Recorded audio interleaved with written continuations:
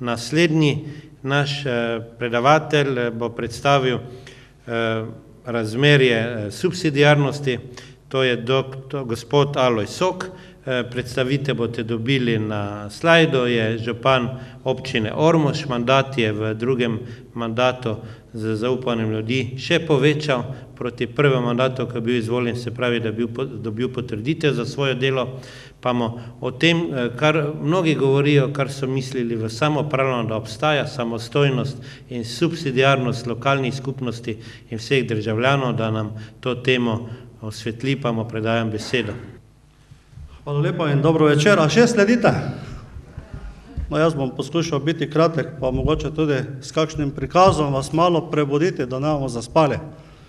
Torej, začel pa bi mogoče tudi jaz z tem vprašanjem, kako prebuditi slovenske kristjane. Zdi se mi, da je to eno izmed najtežjih vprašanj v tem trenutku. In bom povedal, da sem bil za vse svetnike doma pri mami, stara je 86 let, vsak dan, če le more, gre k maši, pa to ne preko ceste, ampak se pelje približno 2,5 kilometra po zimi in poleti. Ni imela težave 20 let koga voliti v nedeljo oziroma v torek, pa me je vprašala, kaj misliš ti, koga volite? Sem rekel, ja, kako koga voliti, mama, pa ti poznaš kandidate? Ne poznam jih, še jih ni nobenega, pravi, se na televiziji govorijo. Spravi, kaj je naš problem v tem trenutku? Naš problem je to, kar nam sporočajo vsak dan iz televizije.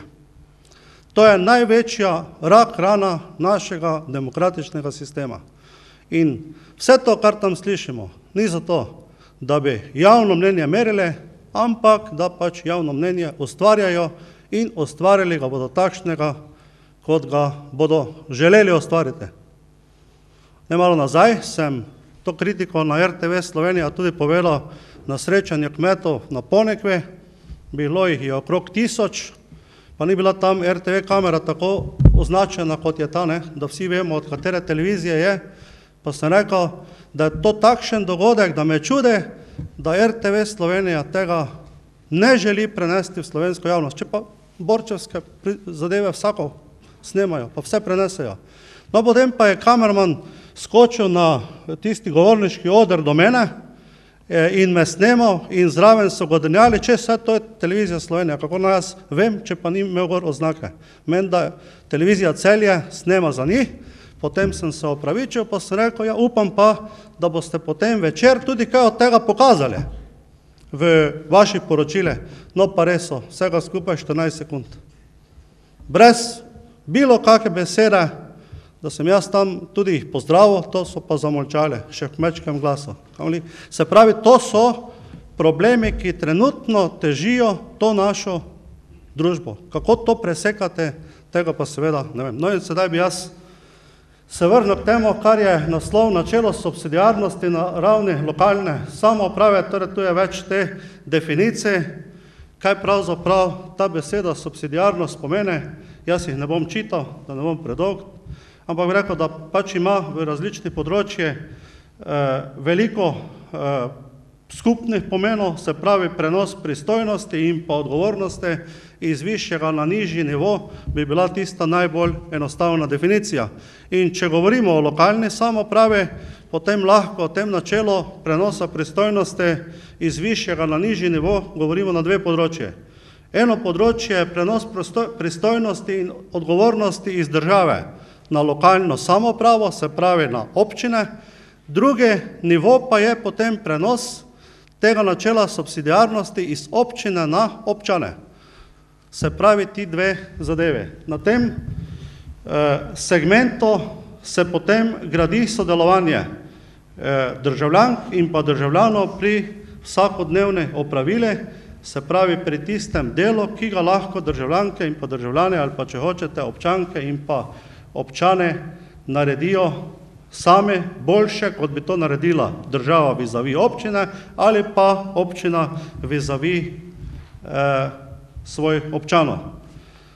Načela subsidiarnosti pa seveda ni brez povezave s financiranjem.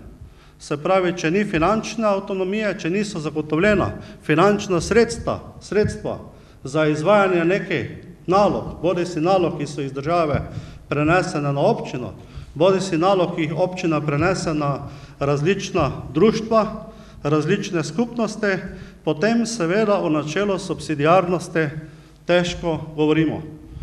Pri tem pa se seveda srečujemo v tej državi o tem, kar ste nekateri danes in nocoj tukaj več čas govorili, z krizo vrednot. Povsod namreč nastopa problem finančne poštenosti, finančnega nadzora in mi se danes v tej državi bolj kot krizo gospodarstva, ki je prisotna, seveda soočamo z krizo vrednot.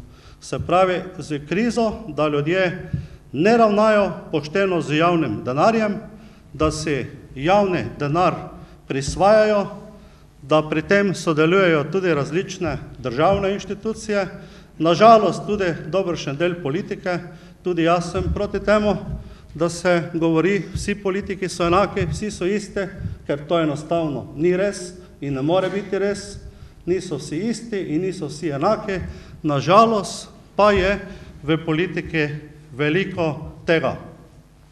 Tako da je za popolno uresničevanje, bi rekel, modela subsidiarnosti, seveda le ta odvisen v marsičem od moralno-etičnih vidikov in pa moralno-etičnih vrednot posameznika. In tudi jaz bi morda na koncu zaključil, ko se odločate, koga volite, ne bom rekel, volite to ali ono stranko, volite človeka, ki ga poznate. V volilni okraji ni težko poznati nekoga. Kako naj zaupam svoj glas nekomu, ki ga ne poznam in enostavno predstavlja neko novo politično stranko, ki je nastala čez noč in je takoj dobila v vse medije velike pospeške, velike podpore. Zakaj pa, se vprašam, ali je to pošten, moralno-etični vidik? Jaz sem osebno prepričan, da ne, in tako bi tudi morali razmišljati naši državljanke in državljane, posebno pa še tisti, ki se trudimo in trudite biti kristjane.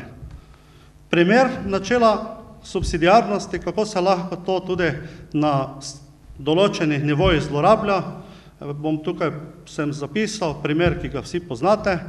Država je občinam prepustila urejanje prostora, se pravi sprejemanje prostorskih aktov, tako lahko občine, ne bom rekel, da po mili volje, ampak po neki določeni procedure spreminjajo namembnost zemljišč, se pravi kmetijska zemljišča v zazidalna zemljišča. Nam vsem je jasno, če neko kmetijsko zemljišče spremeniš v zazidalno zemljišče, da si mu s tem poveča vrednost, recimo v Ormožu ne za toliko kot v Ljubljane, ker pri nas boš težko prodal zemljišče več kot za 20 evrov po kvadratnem metru za neko novo tovarno, fabriko.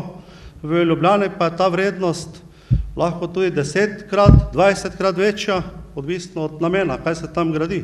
Če hočejo na hitro zgraditi kakšen trgovski center, potem je lahko ta vrednost še veliko večja. V takšni industrijah, kot jo je tukaj predstavil gospod Ledinek, tam te vrednosti seveda ne more biti takšne, ker njegova obrt, njegova dejavnost tega ne prenese. Kakšna trgovinska dejavnost, pa še kakšno pranje denarja na tej poti, pa seveda lahko te cene dvigne zelo visoko. No in ljubljanski primer spreminjanja namembnosti kmetijskih zemljišč. Cela Slovenija je s tem seznanjena, zgodi pa se praktično nič. Tisti, ki pa je to omogočil, ki je pa to naredil, pa kandidira in pravi pozitivna Slovenija. A je na tem kaj pozitivnega? Na tem ne more biti nič pozitivnega. To je lahko kvečemo negativna Slovenija. Takšne Slovenije si ne smemo želeti. To pa zato ne, ker danes preko 150 občin v Sloveniji čaka na občinske prostorske načrte. Med drugim tudi vaša mariborska občina. Ga nima. 7 let delamo te načrte. Pa jih še vedno nimamo. Maribor oziroma Ljubljana, pa ste lahko čitali, minister je podpisal sklep, ki ga še sploh niti na mizo ni dobil, pa je že bil podpisan, to je minister za okolje in prostor, in ljubljanski mestni svet je potem sprejel odlok in cele površine kmetijskih zemljišč spremenil v zazidljive parcele. To je Se pravi, na ene strani subsidiarnost, na drugi strani pa izigravanje te subsidiarnosti. Kolikor ljudje niso zavezani moralno-etičnim načelom in kolikor imajo seveda na višji nivoji tudi botere, ki pri tem sodelujejo. Poglejte, mi merimo 141 kvadratnih kilometrov, to je približno 0,75% Slovenije, ne? Se pravi, nekaj manj kot 1% Slovenije, pa tudi po številu prebivalcev smo nekje 0,75% Slovenije. Tako da, če date to naprej, se pravi, kakšni so prihodki občine, davčni prihodki občine, kako so sestavljene, se pravi, kaj vse občina dobi. Največji prihodek občine je dohodek iz dohodnine. Naš proračun je, tudi napisano, približno 20 milijonov evrov, se pravi, od tega dobimo planiran za drugo leto, če bo takšen tudi realiziran, je drugo vprašanje. Planiran okrog 20 milijonov, od tega dobimo skoraj polovico iz dohodnine. To je tisto, kar pač plačate od svojih bruto osebnih dohodkov, to se zbere v občinskem proračunu, država zračuna občine primerno porabo. Naša primerna poraba je približno toliko, malo večja je, 9,3 milijona. Če občina iz dohodnine zbere dovolj, potem ji država nič ne da zraven, če zbere premalo, potem ji država da finančno izravnavo. In to je tudi tisto, kar Ljubljana vedno govori, da je nekdo vzel. Ne? V Ljubljani imajo velike plače, ker so plače veliko višje, je tudi dohodnina veliko višja, zato oni se dohodnino primerno porabo presegajo. In leta 2004 je bil v Državnem zboru sprejet zakon, to je za časa prejšnje vlade, za časa predsednika Janeza Janša in pa sedaj že pokojnega ministra Andreja Bajuka, da se je to financiranje občin nekoliko spremenilo in se tistim občinam, ki z lastno dohodnino ustvarjajo preko primerne porabe, en del tistega denarja odzelo in razdelilo med ostale podeželske občine, ki z dohodnine ne dobijo tistega, kar se določi z primerno porabo. Potem so davki na premoženje, to so občinski prihodki, med temi je največja postavka nadomestilo za uporabo stavbnega zemljišča, to poznate, to plačujete, dobite položnico vsako leto. Potem so neki davki na blago in pa storitve, tu so predvsem sodijo vsem okoljske dajatve zaradi onesnaževanja okolja in pa druge občinske takse. To je, vidite, v našem primeru en sorazmerno mali vir, 225 tisoč, ne predstavlja neke velike vrednosti, če date naprej. Udeležba na dobičku in dohodku od premoženja gre v glavnem za prihodke od najemnin za oddajo komunalne infrastrukture. Mi namreč oddajamo komunalno infrastrukturo, se pravi vodovod, kanalizacijo, potem pobiranje odpadkov, čistilne naprave in tako naprej v upravljanje in zato dobivamo od koncesionarjev, upravljalcev plačeno najemnino. Najemnina v bistvu predstavlja amortizacijo. Iz te amortizacije se potem vse te komunalne infrastrukture potem tudi financirajo, na nekaj malega je tudi od pokopališča, ampak to je zanemarljivo, tako da to ni neki veliki vir. Še naprej. Takse in pristojbine, torej pri nas v podeželskih občinah so te takse in pristojbine zelo male, nimamo namreč lokalov v občinske poslovne prostore, tega je verjetno v Mariboru več, v Ljubljani pa seveda zelo veliko. Potem denarne kazni, poglejte, mi vsega skupaj zberemo v naši občini 10 tisoč evrov denarne kazni na leto. Jaz verjamem, da je ta postavka v Ljubljani veliko večja, sicer je ne poznam, ampak vem, da so tam kazni za napačno parkiranje kar velike. No, še nekaj malega prihodki od prodaje blaga in storitev, tudi ni ne vem kako velik vir, v glavnem, če ima občina kakšne prireditve, če izdaja svoj ormož, svoje uradni vestnik, potem poročevalec in tako naprej, potem seveda tisti, ki so naročeni, to plačujejo in to predstavlja ta vir.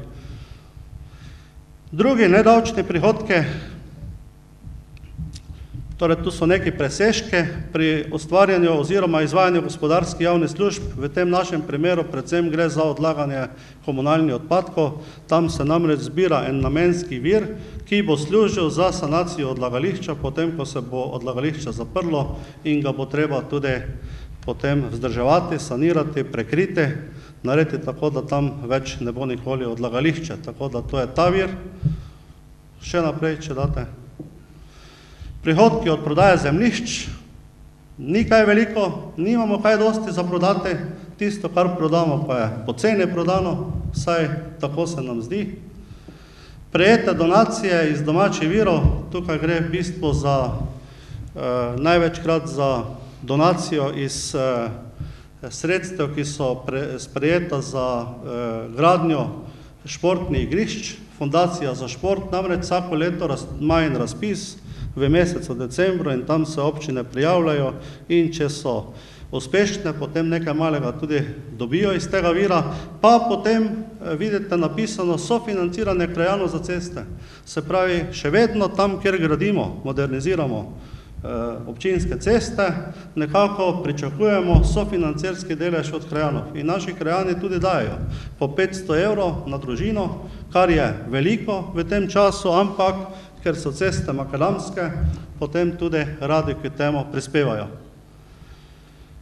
Transferni prihodki iz drugih javnofinančnih institucij, tukaj gre za delež, ki ga računamo dobiti strani države, gre predvsem za tiste investicije občinske, ki so z državo že dogovorjene in ki potem naslednje leto pridejo v realizacijo. No in če še en vir pokažete, to so pa evropska sredstva, ki jih računamo dobiti za tiste projekte, ki jih financiramo bodisi iz skladnega regionalnega razvoja ali pa iz kohezijskih sredstev. Torej problem črpanja teh evropskih sredstev je v Sloveniji zelo velik, kajti najprej mora Republika Slovenija iz svojega proračuna denar založiti, šele potem lahko dobi denar povrnjen. Ker pa v državne blagajne tega denarja za zastavljanje ni, se seveda ti evropski projekti odmikajo in tukaj lahko odgovorno rečem, da Slovenija do leta 2013 ne bo počrpala iz evropskega proračuna tistih sredstev, ki so tam namenjena za regionalni razvoj ali pa, če hočete, za lovljenje oziroma te razlike med Evropo in pa Slovenijo, ki je postala leta 2005 članica Evropske unije. Zakaj se nam to dogaja? Tu je že danes bilo tudi kaj povedanega, tudi v mediji, lahko o tem čitate. Torej, veliko tega denarja, s katerim bi sedaj mogla država razpolagati, je poniknilo v naših bankah. Veliko tega se sedaj zahteva, da se nazaj vloži v Ljubljansko banko. Ne vem, kolikokrat smo jo že sanirali, trenutno lahko spet slišite, da potrebuje 400 milijonov evrov, da bi lahko normalno delovala. Torej, vse te tajkunske zgodbe, kjer so si ti gospodje, pa seveda to je samo en del teh, niso vsi jemali kredite v banka, sedaj tepejo, bi rekel, vse državljanke in pa državljane, ker enostavno država ne more suportirati tistih evropskih projektov, ker je denar tam zagotovljen, mi pa nimamo svojih deležev. In dobro si je zapomniti te časopisne članke in vse te procese, ki so potekali, in ko se boste odločali na volitvah, pogledate, kje se bodo ti gospodje pojavljali in katere politične opcije bodo podpirali. Torej, in še ena zadeva, da bi občine lažje, in s tem bom potem tudi končal, da bi občine lahko zapirale svoje proračune, posegajo seveda po zadolževanju. Če država zmanjšuje vire iz svojega državnega proračuna, občine pa investicije peljejo, potem se enostavno morajo zadolžiti, da lahko izpolnjujejo te svoje obveznosti do izvajalcev. In če pogledate, je v našem proračunu drugo leto predvideno zadolževanje v višini 1,8 milijona evrov. To je seveda zelo veliko, ob tem, da pa imamo že do sedaj za vsa leta nazaj približno obveznosti za 415 tisoč. To pomeni plačilo glavnice in pa obresti. Pri 20 milijonskem proračunu je to seveda velik strošek, no in tukaj pa imate prikazane še po podatkih statističnega urada občine, ki so v Sloveniji najbolj zadolžene.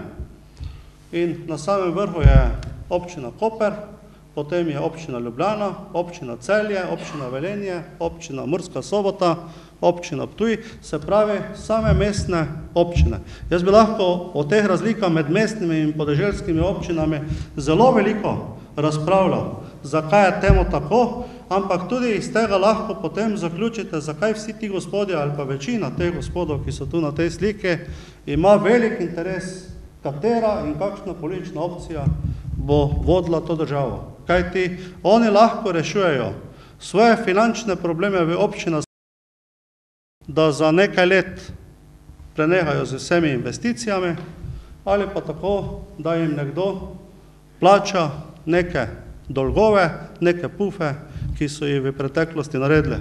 In seveda Ljubljana in Koper med temi občinami prednjačita. Zanimivo je, da tukaj nimate skoraj da ne nobene manjše podeželske občine, kar pomeni, da se neki takih zgodb v teh manjših občinah ne gremo, ker smo enostavno preveč na pogledu, preveč na udaru, da bi to lahko tudi izvajali. Torej toliko, jaz sem sedaj ta čas 10 minut prekoračil, tako da o subsidiarnosti vizavi občank, občanov sploh nisem spregovoril, pa bo mogoče to kakšna tema za kakšno drugo okroglo mizo. Hvala lepa za pozornost.